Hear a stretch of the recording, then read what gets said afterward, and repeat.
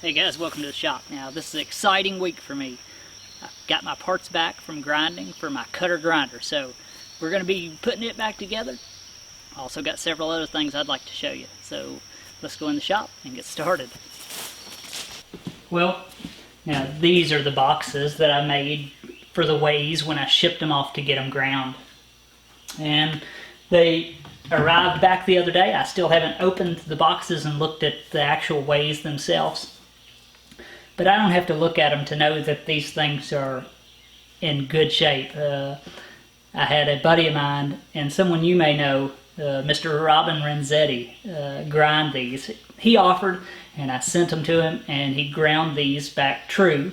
So if you know Robin, you'll understand what I mean by I'm sure these things are great. So let's open these boxes up and get a first look at them and start getting this thing back together. And go check Robin Renzetti out if you don't know him. The guy is amazing, and that's not a joke. Alright, so I made these wooden boxes for the ways because I think anybody who does any shipping knows that if you want to tear something up real quick, ship it somewhere. But for what little time it took to make these boxes, it was worth it for me to know that they would make it in one piece.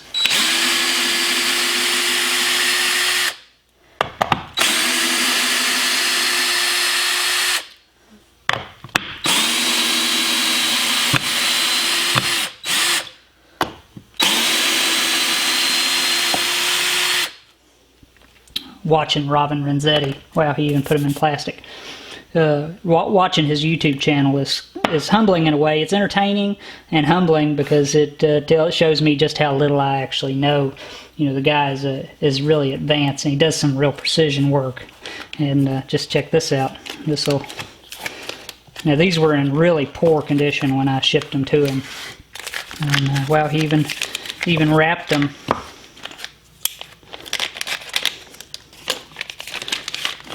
Whoa, man, that is a fantastic job. Look at that. That finish is amazing. Oh, he even touched the bottoms.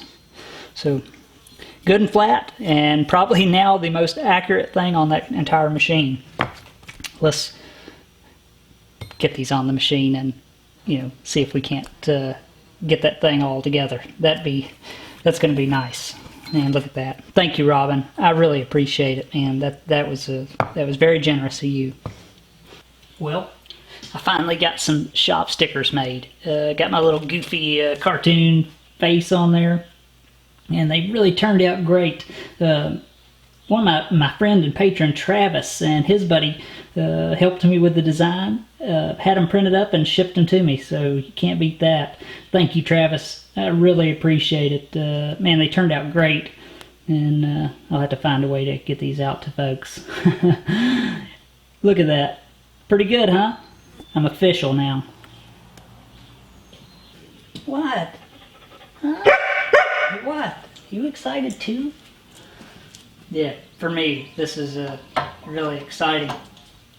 I've been wanting to get this thing back up and going for a while.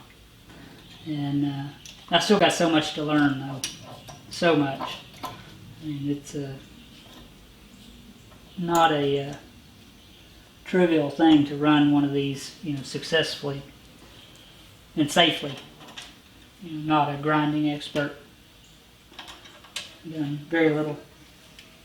Almost none. One of my viewers, like, still don't have a dust collection system for this thing. But one of my viewers contacted me actually today and offered me up a, you know, for a really good price, basically free, other than shipping, for a dust collection system. So, shipping's not cheap though, but for a unit like that, but a really nice unit, and man, I appreciate it. That's gonna be nice, because for something like this, you need a dust collecting system. If you're gonna be grinding around machines and stuff, and you could do more harm than good if you're not careful. Well, time to put the saddle on this thing. I've cleaned this thing thoroughly. and I'm just using a light whey oil. That's basically what it says in the manual. So nothing special, just a light oil. And I'm going to use the same thing. This is a Vector 2.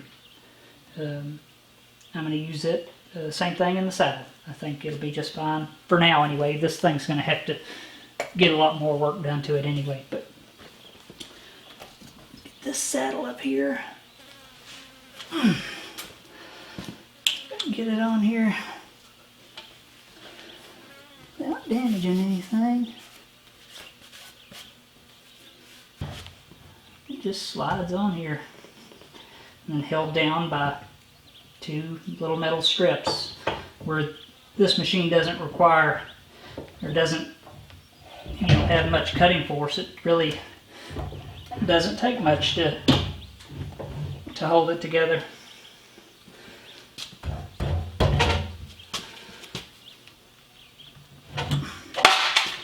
It's not like a big milling machine. They're just really pretty light built, at least this model is. Alright, we're looking down on the top of where the saddle, where the table sits. The table goes back and forth here, and this is where the oil is kept to oil the saddle. Here in a second we'll put our wicks in. We got them clean and ready. Now, these 2 areas where things bolt through the oil reservoir, we're going to have to put a little sealant on those. We've got 2 things here. One is the adjustment that adjusts the tension that holds the table down. So we're just going to use a little black RTV. It had some sort of RTV sealant on it to begin with. We're not going to use too much, just a little, just enough to seal it's all we want. And that'll go in there like that. Otherwise the oil will, it'll leak through the bottom here. And on the bottom of this one, same deal. Alright, we got our wicks here, and these are the positions for our wicks. I apologize for the fan noise, but gotta have some air circulating in here. It is quite warm. All these little springs here, we've got 8 spots for them. They go in here and they just press up against the bottoms of these wicks. You'll see in just a second what they actually do, and keep them pushed up against the table as it traverses back and forth. Otherwise the wicks would wear down and they would not be in contact with the table, because they just pull. This is an oil reservoir, and they just pull oil by wicking action from the reservoir up and on to the ways. This machine doesn't have any provisions for oiling the saddle, the ways that are under this, the ones that I just put on. So they have to be oiled manually. And in my experience, any machine that requires manual oiling almost never gets oiled. Usually they're operated by people who don't own the machines and don't really care, and you end up with wear. I think that's pretty common knowledge. Most people don't care if it's not theirs. So we just pull our wicks through, and that's pretty much it. We got 4 wicks. Slide through. They go down into the bottom. Not only do these pull up oil, but they filter any oil that they won't pull up dirt and grit. The fibers catch all that stuff before it gets up to the actual machine surface. So wicks are a good way to, that's why they've been using them forever and still use them on machines like this. Just a good way to keep everything oiled. Alright, we need to put our hand crank in. This is a 2-speed unit. You can adjust this thing to where when you turn the handle, it's direct or a 50% reduction. I believe it's 50%. And that's pretty neat. I had never seen anything like that. Never had a machine. It's just a little planetary gear set in here. You just pull this knob and it engages them. So pretty neat. I'd never, like I said, ever seen that before. You Yeah, push it in to reduce it. Yeah, there we go. There's a reduction.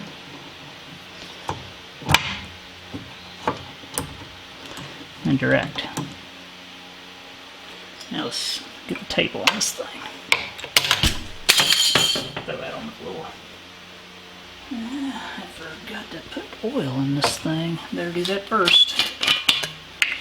I just put my oil in these out of a 5-gallon bucket in these little glass jugs. It's just easier to handle. I hate pouring out of a 5-gallon bucket. And we just pour it in. It's got a little sight glass on the front that you know, you just fill it to the line.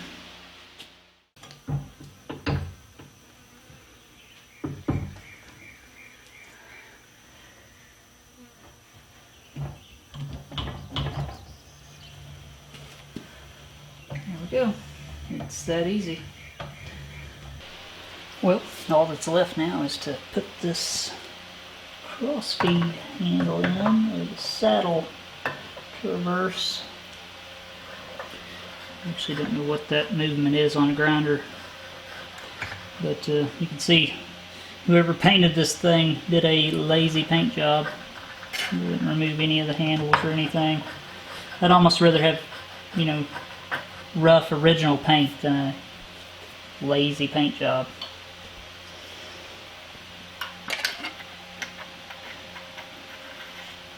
Screw in a little lock nut here. And I don't have unfortunately, the pin spanner for that. I need to get me a few of the adjustable pin spanners. I don't know how many times I've needed those things and not had them. So I'll just use a punch like everybody else, unfortunately. Too big.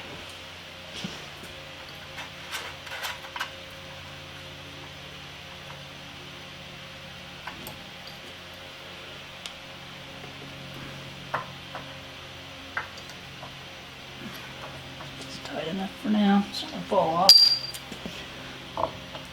Until I get the proper tools. I hate, you know, beating all this stuff up with a punch. Spacer. Handle. And the only thing that keeps this from spinning is friction. If this nut works loose,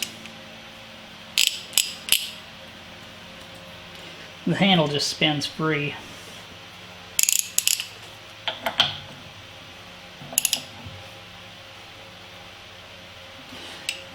One of the other, you know, this is a budget grinder, so you can't zero your knobs either, and that kind of sucks. But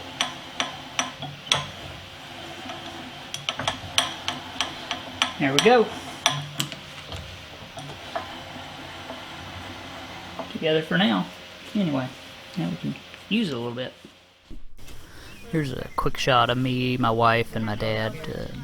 We're just putting some corn in the ground today. We usually plant you know, tomatoes, beans, onions, peppers, stuff like that. And this is just one of 2 plots that we're planting this year. I got my dad. He's almost 80. I'm really glad to have him around still. My wife dropping seed, and I'm covering them up. My dad's just digging the hole. So good times out in the garden with the family. You know, it's nice sometimes to get out of the shop and out of work and just hit the garden. It's not that hard. It's really rewarding and kind of fun. You know, once you get out and get doing it, it's not that bad. It's just, you know, a good pastime, I guess. Another creator and friend of mine stopped by the shop, Corey from the channel Chirpy's Tinkering, and his buddy Dan. Corey's in the red shirt. Stopped by. They wanted to see the shaper and the lathe and just to say hello. They were on a trip out to a blacksmith shop just to do some learning, so they decided to stop by and see me. So thanks, guys. Let's take a quick look at the table of this machine. That's almost exactly 2 feet long and about 6 inches wide. It articulates. Right here is the pivot point, and these are your fine adjustment knobs if you just need to coax it slightly one way or the other. Now I've already loosened the set screws that hold this thing down. And you can actually remove these. These are just little tapered pins. And this table will, if you need to, rotate, 90 degrees. So, neat little table. It has 2 scales on it, one here in degrees and then one over here that's a little more easy to read or more precise, and it's in degrees and inches per foot. So, neat little table and really capable. Having that feature is really, really nice. So, let's look at the heart of this machine, and I think that's the grinding head. It's pretty interesting. Now, this grinding head's really neat. Now, it pivots here. This is a dovetail that it can slide on. And then it also pivots up here. The only thing this head doesn't do is bob. I cannot tilt this head down. Now, they do, I believe, make a attachment to where you can do that, but I do not have it. But, I can't, think of anything you couldn't reach. And it also, of course, moves up and down. So, pretty neat, and I think pretty capable. I can't imagine many spots you couldn't, and then there's scales on everything other than this dovetail slide, which you don't need one there. But that's pretty neat, I think. Alright, now I've got some leather here. I've got a bunch of this. This is old couch leather. And originally this come with a boot on the column here to protect it from, grinding dust and stuff, just so it doesn't abrade itself away. And I'm just gonna wrap this column here with leather, and I'm gonna be using it on a lot of these surfaces. I'll probably, mat the whole top of the machine just to, keep it clean and keep the grinding dust from getting in all the critical surfaces. Man, the more I look into grinding, the more I realize how little I really know about it. Now, I think most of my subscribers are well aware that I'm no expert at grinding. In fact, I've ground very little. So, we're going to be pretty much learning on the fly, trying to be as safe as possible. My friend and viewer, John McDonald, I think it was, sent me this variable frequency drive a couple months ago, and I'm definitely going to be using this over that noisy phase converter. Hopefully we can get this thing wired up correctly. They're pretty basic, really. 220 single phase going in, and it will be outputting 3-phase 220. So,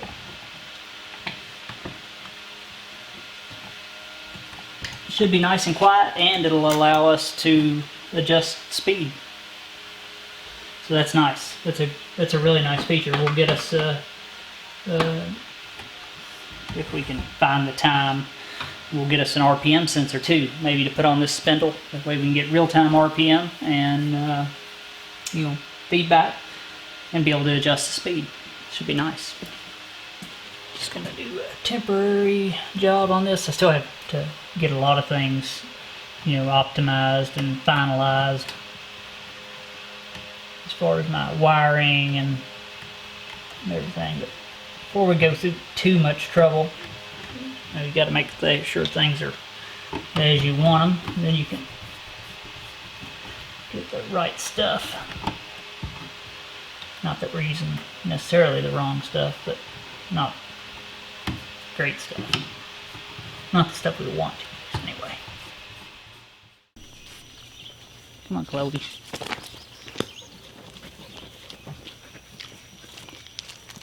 Alright, I got a big box here. It's viewer mail from my buddy Ken Godin. He sent this for the use of my cutter grinder and any future machines that I get. So I'm going to get it out of the truck and show you what it is.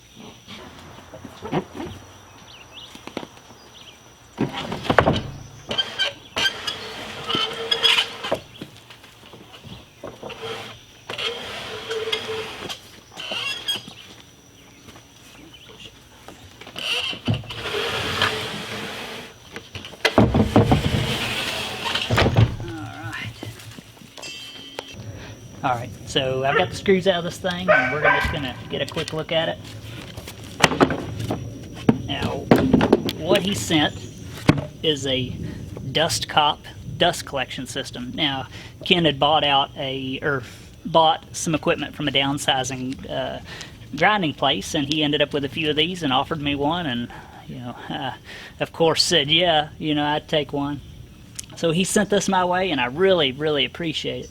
I'm going to clean this thing up and put it to good use. It's a pretty nice unit. So he sent me a new filter and several other little things, and I've got some hose on order, so this should be great. 110 volt, so I can just plug it right in. So nice unit.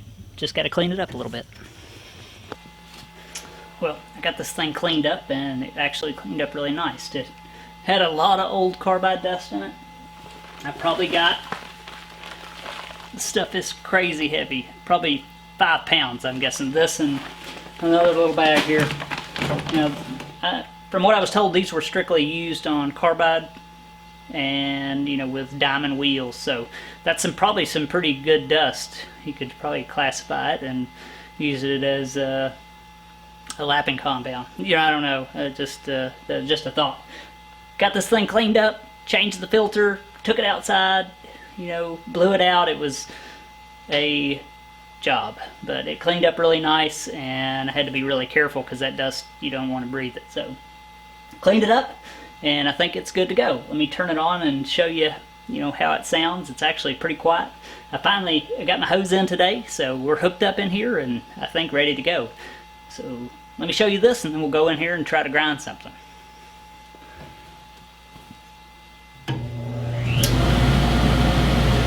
Really not that loud, and it's really quiet in the other room where the grinder's at, so let's go in there.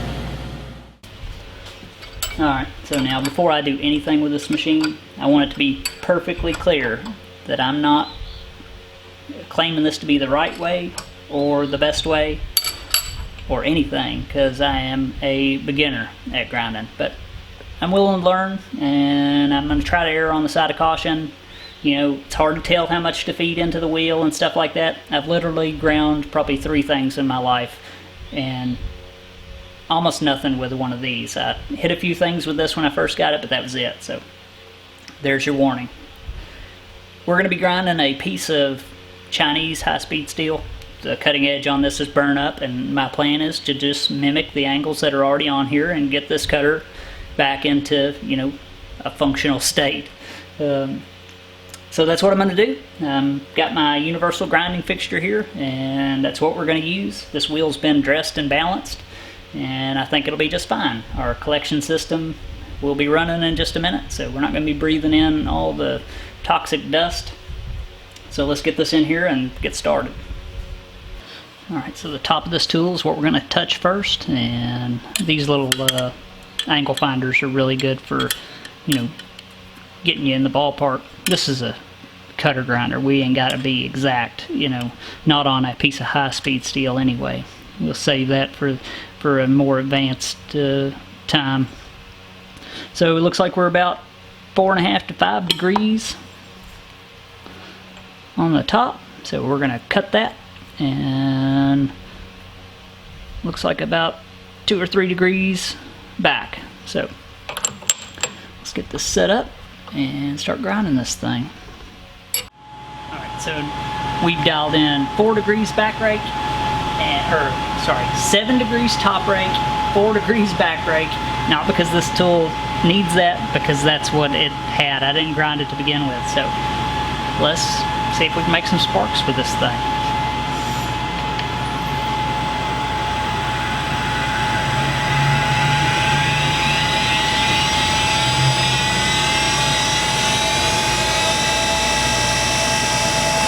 Under the center of the wheel. Our wheel rotation is this way, so when we feed this down, I'm going to feed in, I guess, to the rotation of the wheel. That way, if it was to kick it back, I'm not feeding into the side where it'll pull it down.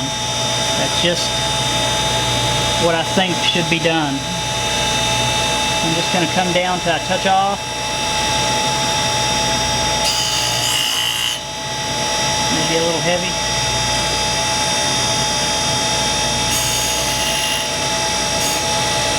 There we go.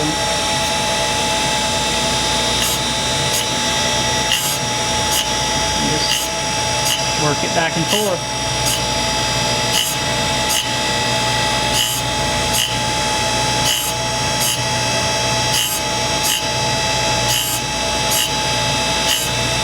And I'm just feeding down just a little at a time, maybe a half a thou.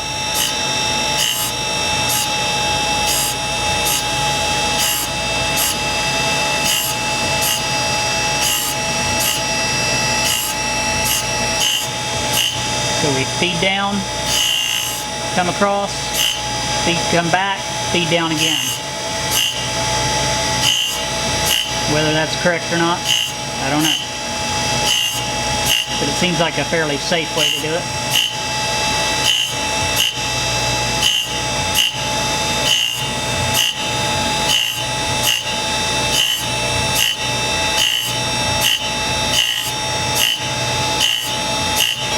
Without a lot of grinding experience, it's hard to tell how much to feed down, what sounds right, what doesn't. I mean, these are all things that you really have to learn.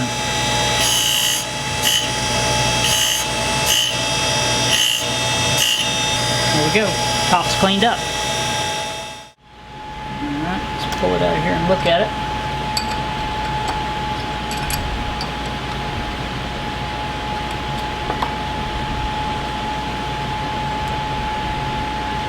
Well, it looks great to me. Whether it does to the true grinders, it probably doesn't, but to me that looks beautiful. Let me get you a good look at it.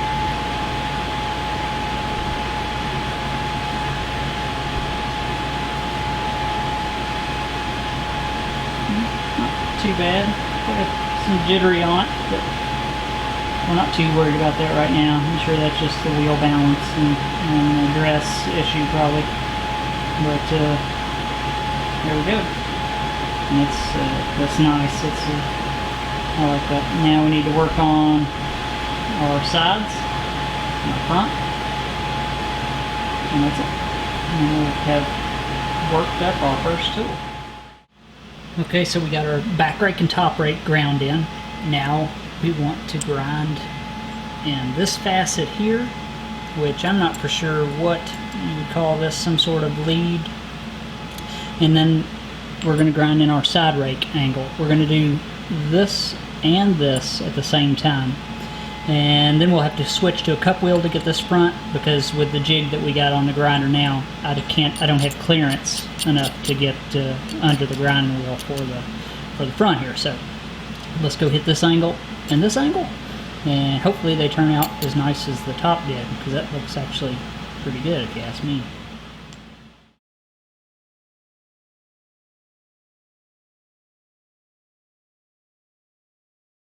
Alright, so this is our front of our tool, and we're going to lay our tool on its side. We can't grind the end of this tool, like I said, because we can't get under it with this fixture. There's just not enough clearance here, so the cup wheel, so we can come at it from the front, will be the way we do that. Now, this being a hand ground tool from the beginning, I'm not necessarily going to try to exactly hit what they had, because what they had, I believe, was really excessive, and what we're doing here is not an ideal tool anyway. We're just trying to grind something. So we learn. Just throw it on the floor. So we're going to put in, I think it's 5 degrees on our side rake, and then that one angle that I wasn't for sure of the name on the front, we're going to put in 15. That's about what it has.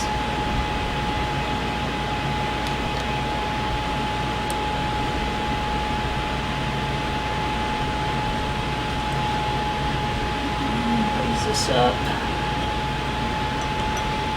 Wow, yeah. So we don't even have enough clearance for that. I'm going to have to bring this tool back in this fixture a little. Lower it. We're at the extent of the height of the column of this machine. It's not a big machine. Let's see if we got room. Yeah.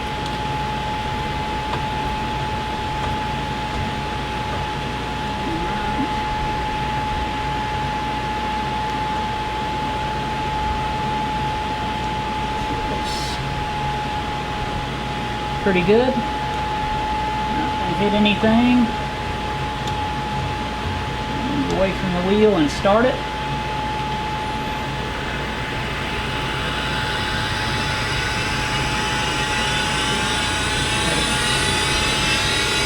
Get up to speed. They recommend that you run this spindle for, well, I read that, for 1 minute before you actually grind, and I did that before we even started. So just come under the wheel slow, make sure we're not hitting anything. Get under the center of the wheel, and I'm going to lower this thing down. There we go, I hear it.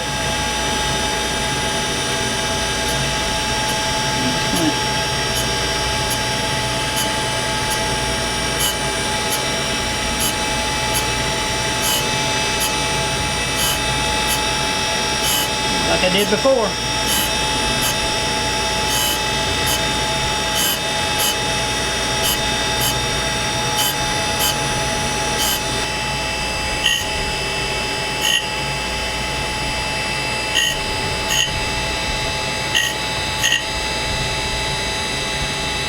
Pretty good.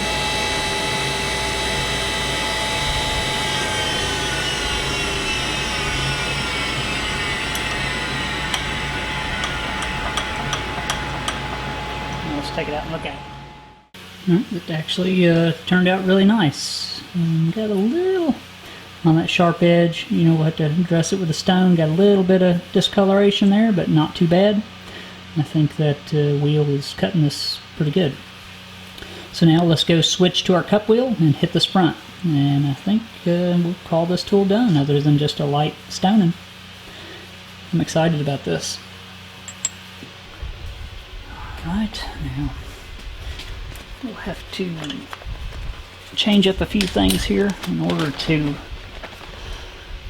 get our cup wheel on. And we're going to leave this wheel on its hub and just change the actual wheel, or the whole assembly. You just pop off. They're not really on there that hard, not as you know, I don't need a puller like I thought originally that I would. We'll have to pull off our cover here.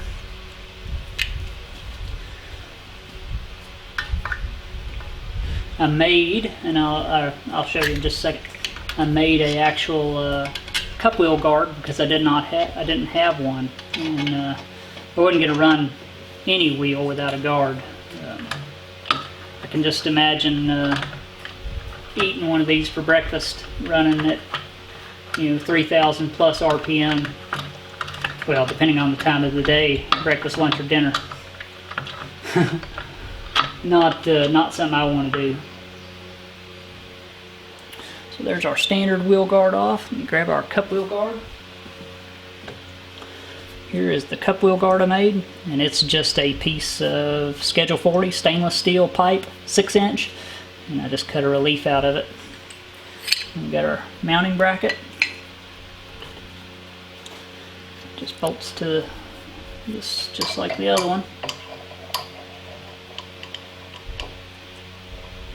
The same guy, Ken Godwin sent me the dust collection system, is also sending me a cup wheel guard. So that's, and can't get no nicer than that. So let's go ahead and make sure we're good and clean on our tapers.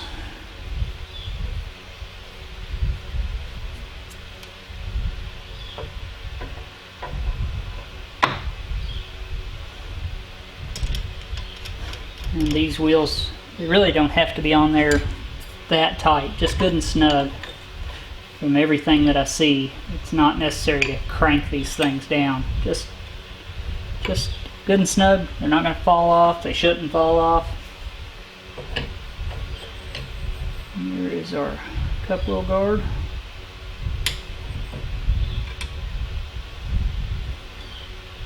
Looks pretty good if you ask me. It's adjusted down a little bit, but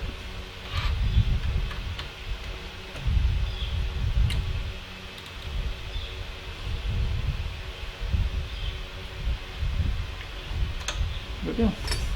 Wheel changed. I'm going to dress this wheel, and then we'll grind the front of our tool. It has rained all day, and it looks like it's going to blow over though. It's really hard for you guys to hear me on a tin roof, or in a building with a tin roof while it's raining. We just have to wait. We're about to grind our front clearance angle and our end cutting edge angle, and I'm glad I looked at this setup to look for potential hazards, and I've done that on every one. I could have missed some. You know, being a beginner, you just never know, and I'm trying to do this as safely as possible. Now, my wheel rotation was clockwise, but for this setup I'm going to run it counterclockwise because this tool is angled in a way that it could grab into the wheel and pivot into the wheel and potentially cause a wheel explosion.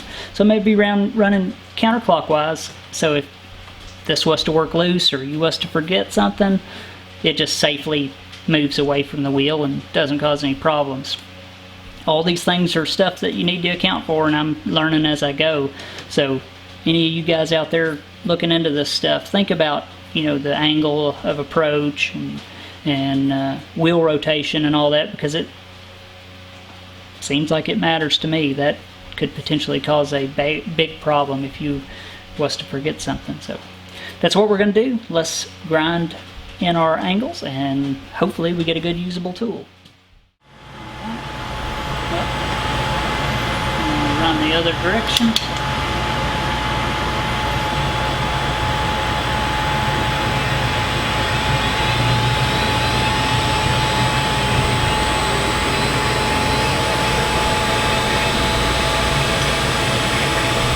Into the wheel.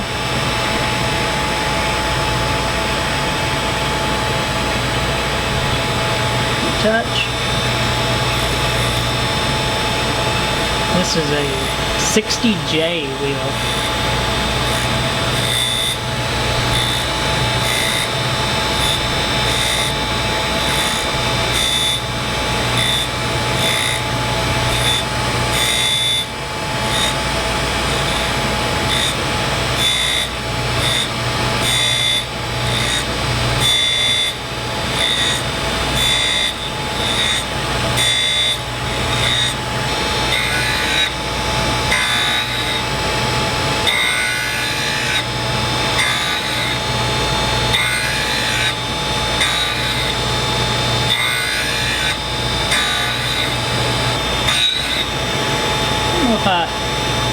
This wheel doesn't seem to cut as nice as the other one.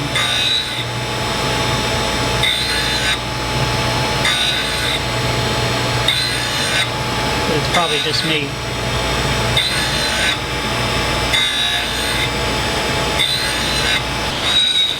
I don't like the way that sounds.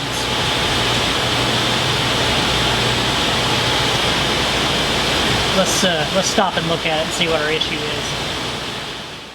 Alright guys, I apologize for the rain, but my wheel loaded up and I got to looking at this, and I looked at one of the other wheels that I'd never touched before, and it was dressed at a slight angle. And I think that's probably what I should have done here. I think I just had too much wheel in contact with the cutter. It probably wasn't generating quite enough cutting force due to the wheel makeup, who knows. But I think that I probably should address this at an angle, but these are the things that, you know, you go through, or at least I'm going through. So my wheel loaded up and started chattering a little. Looks like it was building up a little heat. I mean, I felt the cutter as soon as I stopped the wheel, and it really wasn't very hot, but it was generating heat. We got a little discoloration at the end here, and I'll show you in just a second. But I don't know, but I probably should address this at a slight angle instead of, you know, flat. Just my thoughts. Take it for what it's worth.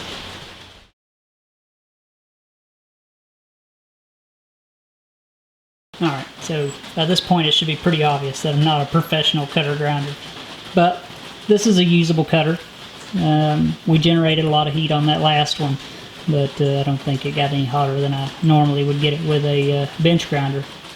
Could have been wheel selection, could have been my speed of traverse, could have been my depth of cut, who knows. just something I'll have to, look into farther. But, you can't look into something unless you know it's going to be an issue or a potential issue. I've looked into a lot, but not everything. Still got tons to learn. It's definitely not as simple as one would think.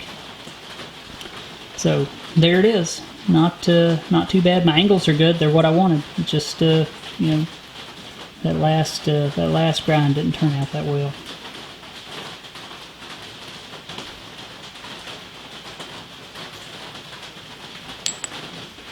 Yep, still raining. I don't think it's going to stop, but whatever.